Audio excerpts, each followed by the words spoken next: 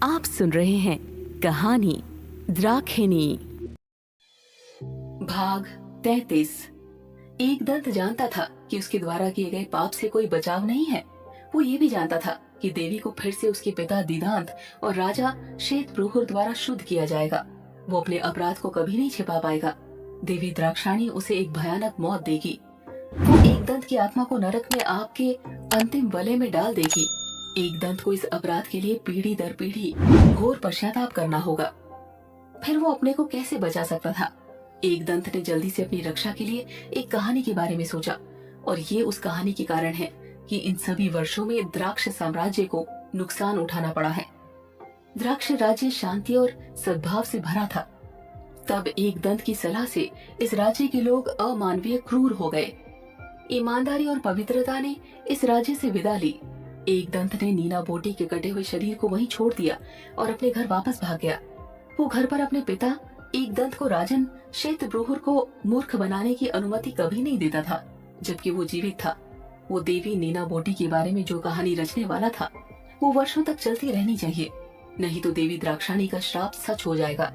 एक दंत के पिता एक प्रबुद्ध व्यक्ति थे और उनके जीवित रहते हुए गलत जानकारी देना असंभव था। समय देर से चल रहा था जब ही नीना बोटी की दासियां आती और उसे उसी अवस्था में पाती। एक दंत ने अपने घर में प्रवेश किया और पाया कि उसके पिता आराधना की तैयारी में लगे हुए हैं। एक दंत के होठों पर एक क्रूर मुस्कान खेली। उसने सोचा उसके पिता किसके लिए सब कुछ तैयार कर रहे हैं। उसने अभी कुछ क्षण पहले ही अपनी मूर्ति में शरण ली थी। धीरे धीरे उसका वैध पुत्र एक दंत आया और दीदांत के पीछे खड़ा हो गया। उसने दीदांता की गर्दन पकड़ ली और उसे तुरंत घुमा दिया। दीदांत समझ ही नहीं पाया कि उनकी मृत्यु कब हुई या उन्हें मृत्यु के द्वार पर कौन ले गया। दीदांता नहीं रहे। इस प्रकार कुल पुरोहित की भूमिका आमतौर पर एक दंत को दी जाएगी। एक दंत इंतजार करता रहा कि महल से दुर्भाग्य की खबर कब आएगी। नीना बोटी की दासियों को उसकी लाश गर्म पानी के झरने के पास मिली। अपनी पत्नी की इस गंभीर मौत को देखकर राजन श्वेतप्रुहुर टूट गए। दीदांत को खबर भेजी गई, लेकिन जब पहरेदार पहुंचे तो उन्होंने एक दंत को अपने पिता के शव के साथ बैठे देखा। राजन कुल पुरोहित की मृत्यु की खबर पाकर देवी द्राक्षाणी के पास गया। राज्य पर क्या विपत्ति आ पड़ी थी।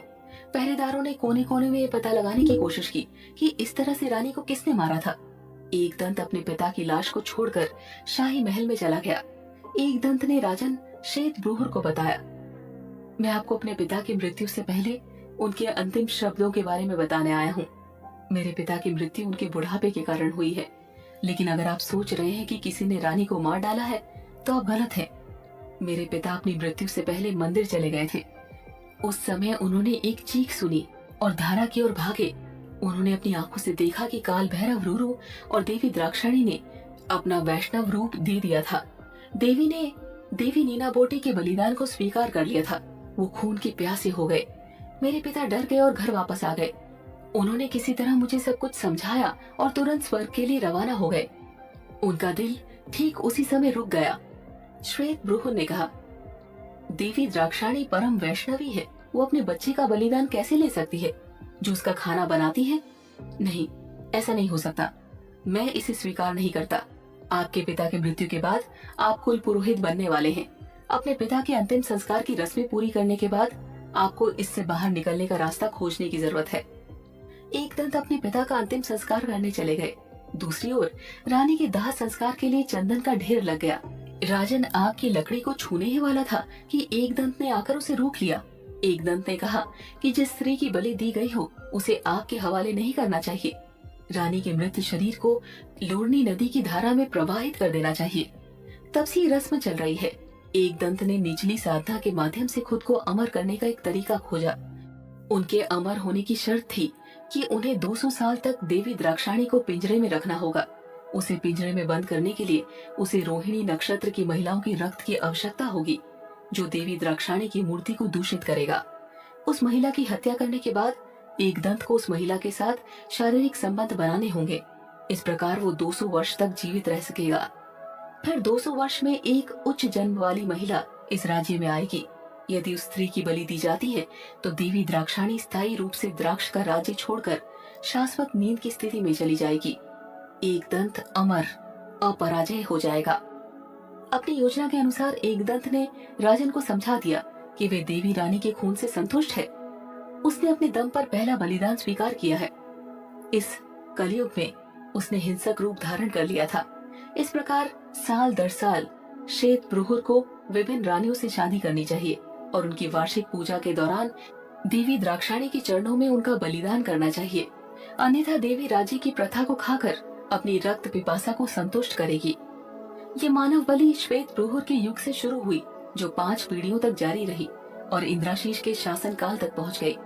एकदंत अपनी दुष्ट शक्तियों के माध्यम से 5 राजाओं के जीवन काल तक जीवित रहा था। इस बार अंतिम बलिदान के साथ वो अमर होना चाहता है। गुरुकुल से वापस आने के बाद एकदंत ने एक जघन्य अपराध किया था। उसे मंदिर की गुप्त गुफा में मौजूद शास्त्रों के बारे में पता नहीं था।